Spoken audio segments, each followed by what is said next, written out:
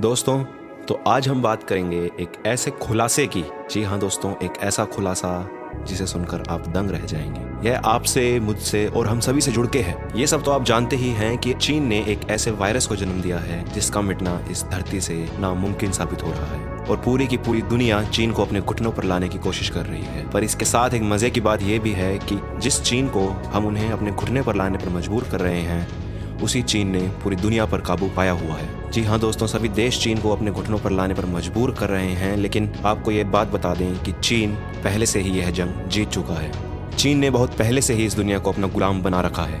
जी हाँ दोस्तों, शायद आपको इस बात पर यकीन ना आए, लेकिन चीन अपने पैर हर जगह फैला चुका है। अब यह जानकर दंग रह जाएंगे कि हमारी इस पृथ्वी पर जो भी 1/3 सामान है वो सब चीन ही देता है। जी हाँ दोस्तों, पृथ्वी पर बनने वाली 1/3 चीजें चीन से ही आती हैं। आज बहुत से देश चीन को कोरोना वायरस की वजह से बॉयकॉट करने की बात कर रहे हैं, पर असलियत में ऐसा कर पाना बहुत ही ज्यादा मुश्किल हो चुका है। ये बातें सुनने में बहुत अटपटी लग रही हैं, लेकिन आगे आने वाली वीडियो में आपको बताएंगे कि यह चीजें बिल्कुल भी अटपटी नहीं है और चीन ने किस तरह से पूरे विश्व पर राज कर रखा है। इसकी शुरुआत आज से 40 से 50 साल पहले हुई थी, जब चीन ने पूरी दुनिया पर राज करने का सपना देखा। यह बात 1970 के दशक की है, जब चीन ने अपना पूरा पैसा इसी काम में निवेश किया, किस तरह वो दुनिया पर काबू कर सकता है, जिससे वो अपनी इकोनॉमी को सुधार सके। और उसके बाद वही हुआ जो चीन ने चाहा। इसी तरह चीन में विदेशी कंपनियों का आगमन हुआ और लगभग 1 दशक के बाद चीन में लगभग 500 कंपनियों ने आगमन ले लिया। वहाँ का लेबर फोर्स महंगा होना यह इस चीज का सबसे बड़ा कारण बना, जिससे विदेशी कंपनियां चीन में निवेश करती थी। जब इन्होंने ये शुरुआत करी तब चीन में लेबर फोर्स बहुत ही सस्ता हुआ करता था, जिससे बाकी कंपनियों ने इसमें निवेश करने की शुरुआत करी।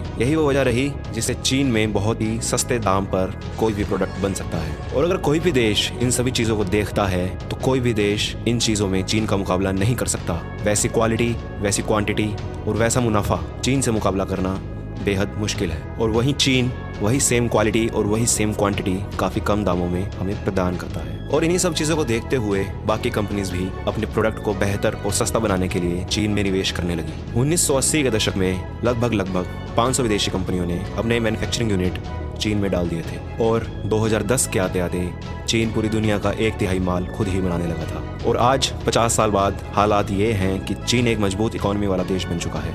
इकोनॉमी के मामले में चीन बहुत ही ज्यादा ऊपर उठ चुका है। अगर मुख्य 5 देशों की इकोनॉमी उठाकर देखें कि किसकी इकोनॉमी बहुत ज्यादा है, तो चीन उनमें से एक है। और यह सब सिर्फ 2 ही चीजों से हो सका है, चीन का सस्ता लेबर फोर्स और चीनी सरकार की टैक्स योजना।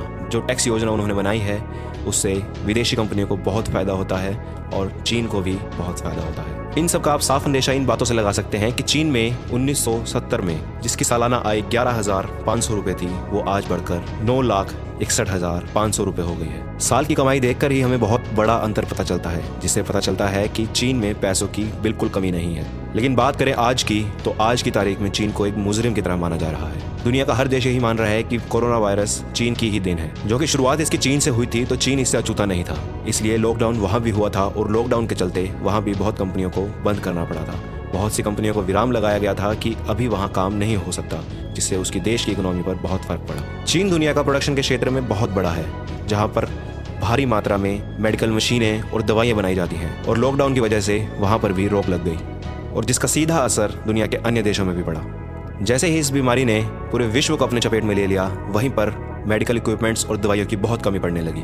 इसलिए अभी भी सभी देश चीन पर ही निर्भर हैं और सभी दवाइयों की कल्पना चीन से ही लगाई जा रही है। और यहाँ तक कि सभी छोटी छोटी कंपनियों में भी रॉ मटेरियल की कमी महसूस होने लगी। और आप इन्हीं बातों से समझ सकते हैं कि दुनिया का हर देश किस तरह से चीन पर निर्भर है। अब हम कुछ बात करेंगे आंकड़ों की, जिससे आप इसे बेहतर समझ सकते हैं। बात करें अमेरिका की। अमेरिका एक बहुत बड़ा सुपर पावर देश है, पर वह भी चीन से $418 बिलियन का सामान खरीदता है। और सिर्फ अमेरिका ही नहीं, जापान, कोरिया, इंडिया, जी हाँ दोस्तों, इंडिया भी चीन से बहुत सामान खरीदता है। और यही एक मुख्य वजह रही जिससे आज चीन ने पूरी दुनिया पर अपनी धाक जमा ली है। आप खाने पीने के प्रोडक्ट से लेकर हर चीज़, जो चीज़ आप सोच सकते हैं, हर चीज़ के अंदर चीन का सामान लगा हुआ है। और यही वजह है कि चीन आज से बहुत पहले पूरी दुनिया पर अपना कब्जा जमा चुका है। आज चीन दुनिया के हर घर में मौजूद है, जिसे घर से बाहर निकालना इतना आसान नहीं है। ज़रा आप खुद ही सोच कर देखिए, अगर आप एक दुकान पर जाते हैं, दुकानदार आपको 2 तरह के मोबाइल दिखाता है। एक चाइनीज़ मोबाइल जिसके अंदर सभी तरह के फ़ीचर हैं, और एक नॉर्मल मोबाइल जिसमें फ़ीचर वही हैं पर वो महंगा है। तो आप कौन सा मोबाइल लेंगे?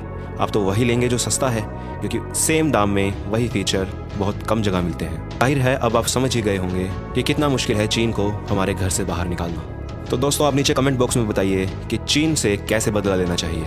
क्या हम चीन के सामान का बॉयकॉट करें या फिर जो प्रोडक्शन वहाँ होती है उस प्रोडक्शन को हमें अपने देश में करना पड़ेगा चीन को बॉयकॉट करने के लिए।